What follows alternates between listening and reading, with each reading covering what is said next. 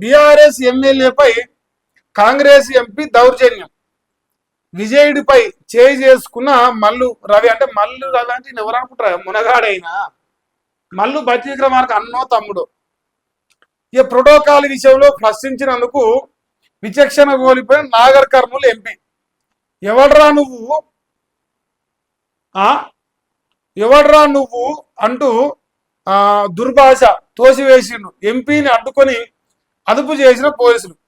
అధికార బలంతో ప్రజాపాలన అని క్వశ్చన్ మార్కు బీఆర్ఎస్.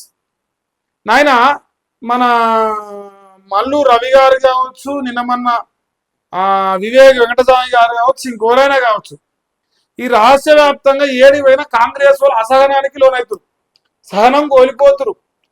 ప్రజలు అడిగిన ప్రశ్నలకు సమాధానం లేదు, ప్రజలు అడుగుతున్న గ్యారెంటీలకు సమాధానం లేదు, ప్రజలు జరుగుతున్న అభివృద్ధికి సమాధానం లేదు. ఏ దానికి సమాధానం లేనప్పుడే శైలేస్తుందా మా మలేషియా గారి లెక్క. నేనేం చెప్తున్నా, తెలంగాణ రాష్ట్ర ప్రజలు కాంగ్రెస్ పట్ల చీదరించుకుంటారు అని మేము చెప్తలేము. ఇక ప్రజలే మీ కాడికి వచ్చి చెప్తారు. సోషల్ మీడియాలో యూట్యూబ్లో చెప్తే మీరు మునగాళ్ళ లెక్క ఫీల్ అవుతారు కదా. సో జనమే మీ దగ్గరకు వచ్చారే సన్నాసులరా మీరు సన్నాసులు రా అని జనం వచ్చి చెప్తారు కాంగ్రెస్ ఎమ్మెల్యేలకు, మంత్రులకు కూడా. అయినా మీరు మారకపోతే ఇక మేమేం చేయలేము. ఇప్పుడు మునగానివా నువ్వు? అంత మీ తమ్ముడు అన్నో ఉప ముఖ్యమంత్రి కాబట్టి నువ్వు పీకుడు మోనుగా నీకేమైనా సపరేట్ రాజ్యాంగం రాసిందా చెప్పి మరి అంటన్నా. ఈయనదేం కథనా? ఈయన ఎవర్రా నువ్వు? మరి నువ్వోనిరా? నువ్వోని మీరు వాళ్ళు ఓటైపోతే నీ బతికెంత? నువ్వు ఎవరు కూర్చోనివి? ఎక్కడి కథ? నీ లెక్కేంది? నీ పత్రం ఏంది? ఓటైపోతే నువ్వు ఎవరివి అసలు? వాళ్ళు అడుగుతారు కదా నాగర్ కర్నూలు ప్రజలు, నువ్వు ఎడ కూర్చున్నావు? మహబూబ్నగర్లో ఖమ్మంలో కూర్చున్నావు, నువ్వేం బీకనికి వచ్చినావు? మరి వాళ్ళు ఓటైపోతే ఇక్కడ ఓని నువ్వు అమ్మంకోను అయ్యంకోను నాగర్ కర్నూలుకి అడగాల్సి వస్తుంది కదనే. ఒకేళ్ళు అవుతున్నాడు చూపాలి, 4 ఏళ్ళు నీకు కూడా చూపిస్తాయి బాజాబ్తా. అది ఒక వార్త. ఇక భరోసా ఇప్పట్లో లేనట్లే, పంట పెట్టుబడి సాయం మార్చి వరకు కష్టమే. ఇక రాదు ఈ జన్మకి, మనతోని కాదు. అట కాదు కానీ నేను ప్రశ్న చెప్పనా, ఇక మాతోని ఏం కాదు, తిని పడతాను తప్ప దేనికి చేత కావని చెప్పి సాపుగా. ఇవాళ నేను టీషర్ట్ వేసుకోలేదు, చూపిద్ది. ఇప్పుడు 6 గ్యారెంటీలలో ఏ ఒక్క గ్యారెంటీ కూడా మీరు అమలు చేయలేరు, మీతోని కాదు కూడా. అందుకే నేను ఒక మంచి సలహా ఇస్తున్నా.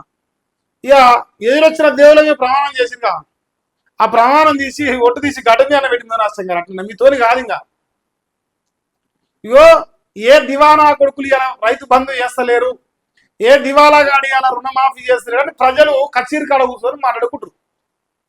కచేరీ కాడ కూర్చొని ప్రజలు మాట్లాడుకుంటారు ఈ విషయం గురించి. ఎందుకు మాట్లాడుకోవాలని పరిస్థితి వచ్చిందంటే, మన సకదనం గత వచ్చింది. 2 సార్లు ఎగ్గొట్టినాం. సంక్రాంతి పండుగ వెళ్ళిన తెల్లారే మీ పైసలు పడతాను. ఏ పైసలు మరి? సంక్రాంతి పండుగ 2 రోజులు అవుతాను. మరి తిట్టరా? బరాబరుగా తిడతారు.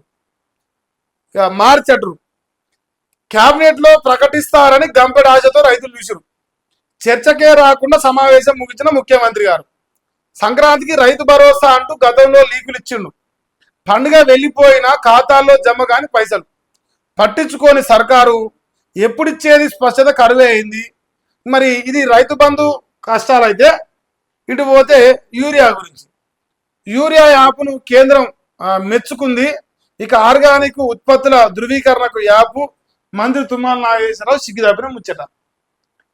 ఈ లట పీకి కడగడ్డి అన్నట్టు కేంద్రం అంటే ఒప్పుకుంది. అబ్బా సూపర్ మీ యాప్, ఏది మ్యాప్ వేసి పీకర్లు కడుతురు ఆ కేంద్రం దగ్గర రైతులు అని చెప్పి రానే. మీరు చేసే లంగ పనికి ఇప్పుడు కేంద్ర ప్రభుత్వాన్ని ఎందుకే బదనాం చేసేది? మీ సమాజాన్ని ఒప్పుకుంటే అయిపోయా. మాకు చేత కాదని పోయి మేము రైతు బంధు చేయలేము, రుణమాఫీ చేయలేము, మేము యూరియా బస్తాలు వేయలేము, గింజలు వేయలేము, ఏమి వేయలేము, ఎకనామం పెడతాం. మా దుర్గల పార్టీ అని గీసవంటి లత్కోరు ముచ్చని చెప్తాను అని ఒప్పుకుంటే అయిపోయా. భయం ఎందుకు ఇంకా మీకు? ఒప్పుకోరు, అయ్యేదేముంది? ఇగో ఇక్కడ 3 రైతులు ఆత్మహత్య చేసుకుంటారు దిగుబడి రాక. మరి ఇప్పుడు రైతులు సావుగాలే వచ్చింది. ఇప్పుడు ఈ కాంగ్రెస్ వానికి ఓటేసి రైతులు చల్లగా కడుపులో చల్లగా వదలకుండా అకౌంట్లో పైసలు పడేది. ఇక ఈ పనికిమాలను పట్టుకొచ్చుకొని రోజు ఏడుపులు పెడబొబ్బలు తప్ప ఏమి లేదు రైతులకు.